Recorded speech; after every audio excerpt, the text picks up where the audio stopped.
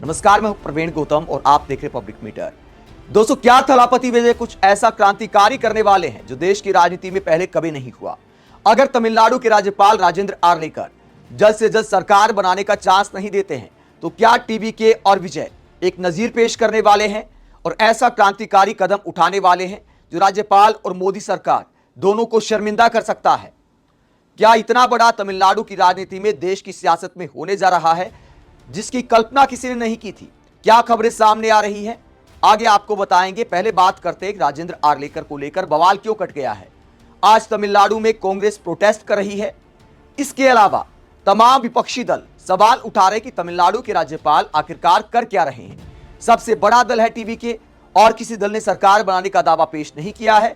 विजय सरकार बनाने का दावा लेकर पहुंचे तो राज्यपाल मामले को अटका क्यों रहे हैं। इस सारे बवाल के बीच एक और खबर क्या सामने आई है कि विजय अब क्या कर सकते हैं। उससे पहले कपिल सिब्बल क्या कहते हैं वो जरा सुनिए। कानून के जानकार क्या कहते हैं राज्यपाल के इस दावे को लेकर कि मैं अपने विवेक का इस्तेमाल कर रहा हूं, मैं ये तय करना चाहता हूं कि तमिलनाडु में एक स्थिर सरकार बने, इसीलिए अब तक विजय को इन्वाइट नहीं किया है। पहले 118 का आंकड़ा जुटाने को बोला है, लेकिन सवाल यह उठता है कि बहुमत का फैसला राज्यपाल खुद करेंगे या विधानसभा के पटल पर बहुमत का फैसला होता है। वरिष्ठ वकील और सांसद कपिल सिब्बल जो कि कानून के बड़े जानकार हैं, वो क्या कहते हैं इस पूरे मामले पर, जरा सुनिए। 108 टीडी के पास है, डीएमके के 59, 47 अन्ना डीएमके के, इंडियन नेशनल कांग्रेस के 5, पीएमके के 4, आईयूएमएल के 2 और सीपीआई के 2। तो जो मैजिक फिगर है जिसे बहुमत बनती है वो 118। तो ये तो सही है कि भाई टीवी के पास 118 नहीं है और मुझे ऐसा नहीं लगता कि 118 वो साबुत कर पाए इस स्थिति में। लेकिन ये भी सही है कि डीएमके ने कहा है कि हम किसी और पार्टी के साथ नहीं जाएंगे। ये भी डीएमके ने कहा है, इसका मतलब कोई विपक्षी दल के पास भी बहुमत नहीं है। तो इस स्थिति में राज्यपाल को क्या करना चाहिए, ये सवाल उठता है। अब इसके साफ जो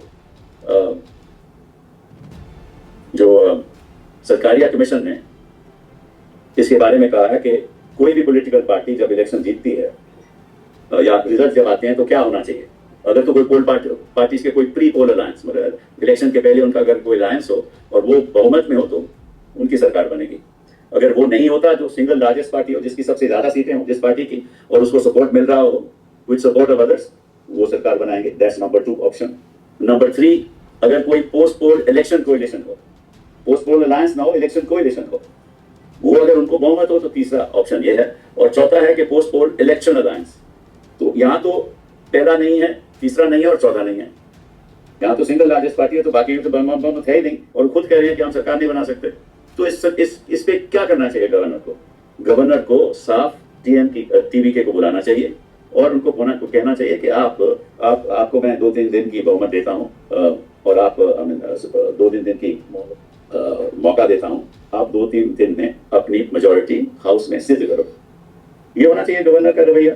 ये संवैधानिक है और ये सुप्रीम कोर्ट ने कई फैसलों में कहा भी है। और इसका एक उदाहरण कर्नाटका में भी रहा कि सिंगल लार्जेस्ट पार्टी को वहां एक बार बुलाया गया कि आप सिद्ध करिए अपना हाउस में कि आपके पास बहुमत है कि नहीं, और वो सरकार चली।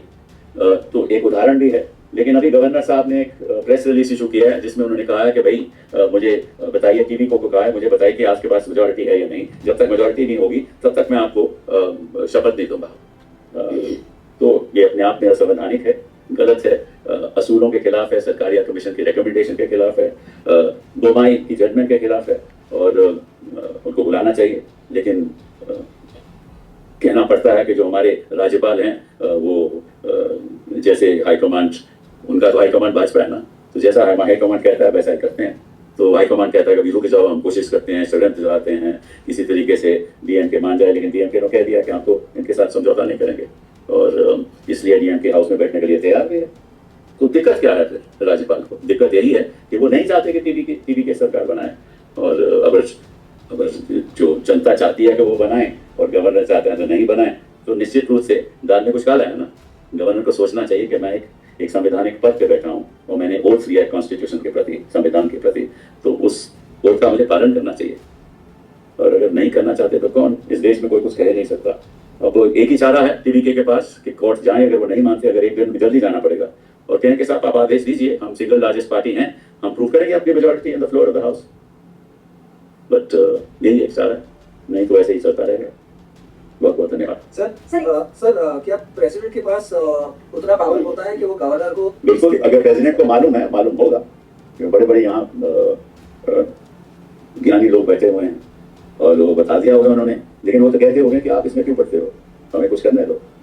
तो राष्ट्रपति जी तो ऐसा नहीं करेंगे, लेकिन करना चाहिए क्योंकि ये तो उल्लंघन है संविधान का। सर आप तो स्टेट की बात कर रहे हैं, सेंटर में भी शायद ऐसा उदाहरण पहले रहा है शिक्षा माइनॉरिटी में रही ना सरकार की, तो वहाँ मौका दिया। तो आज आपको लगता है कि एक राजनीतिक तौर पे भी आज जरूरत है इस बात की कॉल लेने की केंद्र सरकार को भी कि इस तरीके से हस्तक्षेप किया जाए? आप बड़ी इनोसेंट हो यार।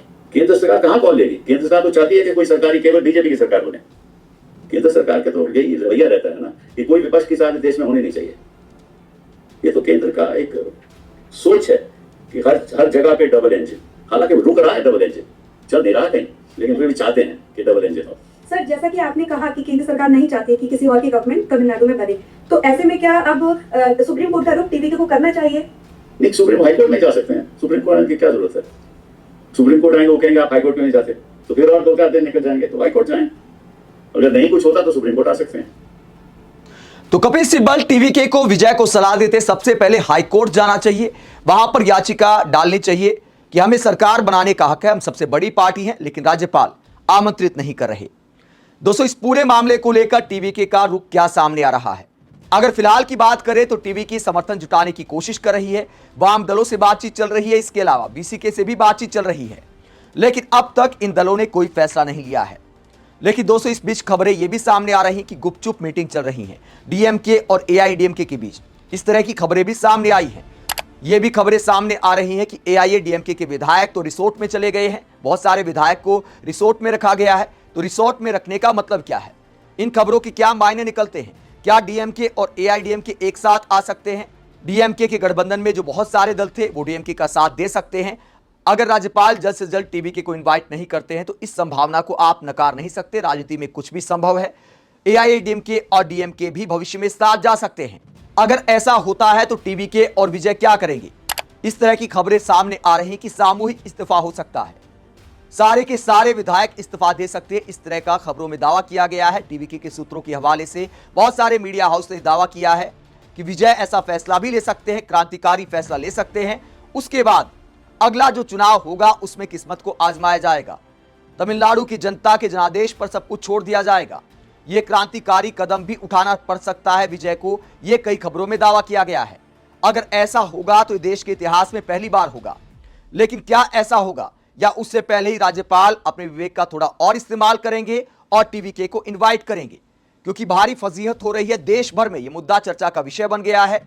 केंद्र सरकार भी इसके लपेटे में आ रही है। हालांकि बीजेपी का सिर्फ एक विधायक है तमिलनाडु में, तो बीजेपी की सरकार बनने की तो कोई संभावना नहीं है। लेकिन सवाल यह उठता है कि राज्यपाल फिर अटका क्यों रहे हैं मामले को, और किसी दल ने अब तक सरकार बनाने का दावा पेश नहीं किया है। खबरों के मुताबिक डीएमके दो पार दिखाई दे रही है। डीएमके को लेकर किस तरह की खबरें सामने आ रही हैं? डीएमके में कुछ लोगों का मानना है कि अगर विजय एक बार सत्ता में आ गए तो फिर लंबा वर्चस्व हो सकता है, इसलिए उन्हें रोकना जरूरी है। लेकिन स्टालिन का मानना है कि अगर एआईएडीएमके के साथ गए तो जनता के बीच सही संदेश नहीं जाएगा। भले एक बार को सरकार बना ले, लेकिन भविष्य की राजनीति चौपट हो सकती है। तो सभी इस वक्त उलझन में दिखाई दे रहे हैं, लेकिन राज्यपाल के मन में क्या उलझन है ये समझ से बाहर है। राजनीति के एक्सपर्ट, कानून के जानकार सब समझ नहीं पा रहे कि आखिरकार राज्यपाल क्या सोच रहे हैं। आप इस पूरे मसले को लेकर क्या सोचते हैं? कमेंट बॉक्स पर अपनी राय जरूर दें। साथ ही चैनल को सब्सक्राइब भी करें। नमस्कार।